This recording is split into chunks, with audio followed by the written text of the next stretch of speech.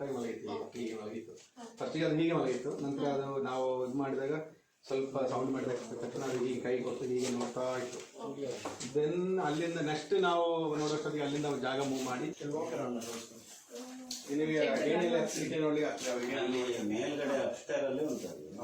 ಅದೀಗ ಇಲ್ಲಿ ಒಳಗಿಂದ ಹೋಗ್ಲಿಕ್ಕೆ ಕಿಟಕಿಯಿಂದಾನೆ ವಿಂಡೋದಿಂದಾನೆ ಮತ್ತೆ ಬನ್ನಿ ನಿಮಗೆ ಹೇಳಿ ಕರೆಕ್ಟ್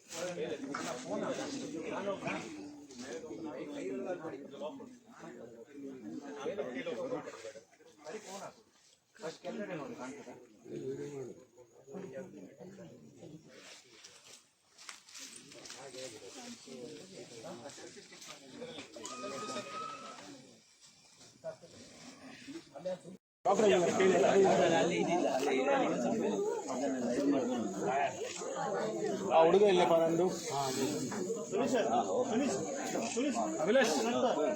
ಅಭಿಲಾಷ್